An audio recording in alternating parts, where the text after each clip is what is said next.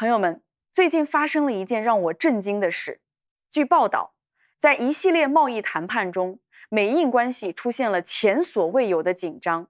传言特朗普对印度的态度发生了180度大转弯，从之前的合作伙伴关系变成了近乎敌对的状态。关税问题、能源、贸易、移民政策，各种矛盾集中爆发。我仔细研究了这个案例，发现这背后的真相绝对颠覆你的认知。表面上看是贸易争端，实际上是一场更深层的博弈。表面上看，美印翻脸好像就是为了2件事：农业市场和俄罗斯石油。先说农业这摊子事儿，特朗普想干嘛呢？他想让印度对美国完全开放农业市场。你们知道特朗普那套路，他搞定的那些贸易协议，大部分国家对美国都是零关税。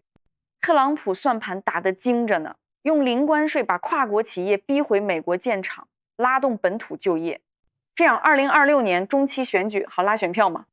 美国农民可是特朗普的铁杆粉丝，农产品也是美国在国际贸易中少数还能拿得出手的玩意儿，所以特朗普必须在关税上发力，守住农民老铁们的选票。可莫迪能答应吗？绝对不可能。为啥呢？因为农业是印度社会稳定的最大缓冲器。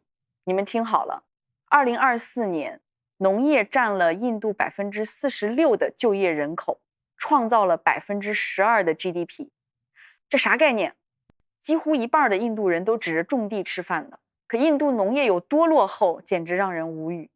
印度还停留在原始的人力耕种时代，1.8亿公顷耕地只产出3.32亿吨粮食，而咱们中国用1.4亿公顷耕地就能产出7亿吨粮食。印度农业机械化率只有可怜的50%，平均一个人只能管0.76公顷耕地。美国呢，一个人平均管66.8公顷。你们想想，这种效率差距意味着啥？意味着印度农产品面对美国货物毫无还手之力啊！美国粮食漂洋过海经了几道手，还是比印度自产的便宜。一旦开放农业市场，印度农产品瞬间完蛋，农民入不敷出，农民日子不好过，莫迪的日子能好过吗？所以农业这块印度死也不会松口。再说能源这档子事儿，特朗普要印度停止购买俄罗斯石油，理由是要逼普京停火。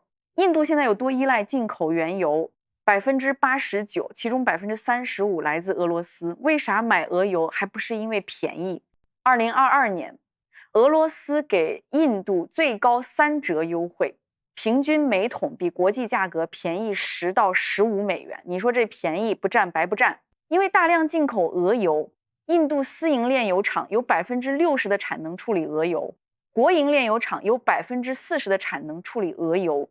按照印度国营占60%，私营占40%的总产能比例来算，全印度有48%的炼油产能都在处理俄油。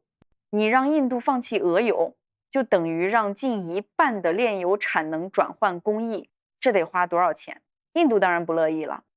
这也就说到了关键问题，大家再仔细想想啊，美国真的只是为了这点贸易利益就和印度翻脸吗？我发现一个很有意思的现象，韩国和日本是伊朗石油的第3、第4大买家，沙特和土耳其是俄罗斯石油的第3、第4大买家。特朗普可从来没拿石油贸易恶心过这4个国家。咱们中国既是俄罗斯石油最大买家，又是伊朗石油最大买家，特朗普也只是很隐晦地提了一嘴。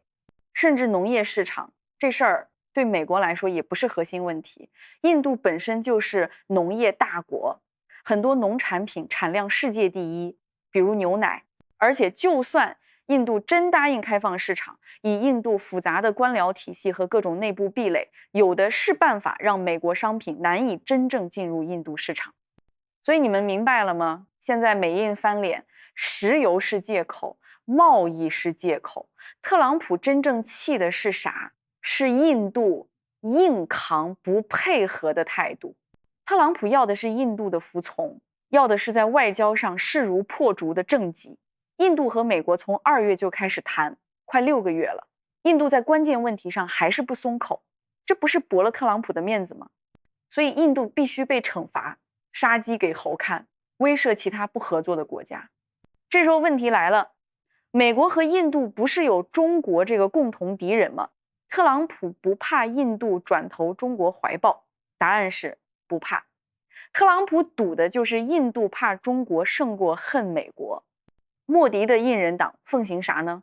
印度教民族主义。在这套叙事下，莫迪需要一个靶子，和印度有领土争端的中国就是最理想的目标。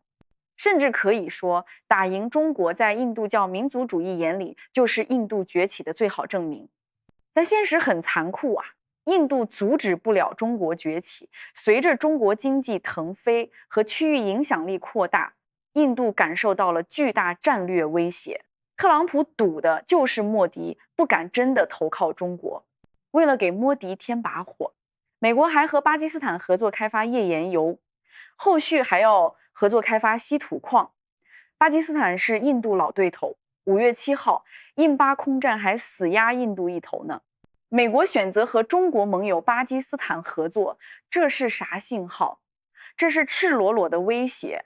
老子在南亚不只有你印度一个选择，你有别的选择吗？但是故事到这里还没完，我发现了一个很有意思的细节。8月3号，美国国土安全顾问米勒公开批评印度购买俄罗斯石油。注意啊，米勒是管非法移民的，外交不归他管，他凭啥对印度指手画脚？要知道，在美国政坛，对别人领域发表看法是大忌讳。咱们来看看这个米勒啥来头。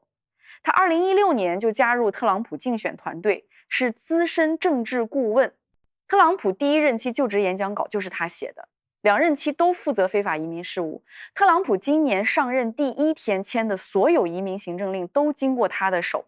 一个主攻非法移民的内政顾问跳出来批评印度，说明啥？说明这次美印贸易谈判肯定涉及移民问题。你们还记得今年1月初特朗普支持者内部那场内战吗？争的就是对非法移民清算该不该扩大到 H1B 技术移民身上。传统 MAGA 认为硅谷技术移民抢了白人体面工作，应该扩大清算。以马斯克为首的硅谷派认为不应该，因为硅谷就靠这些技术移民撑着。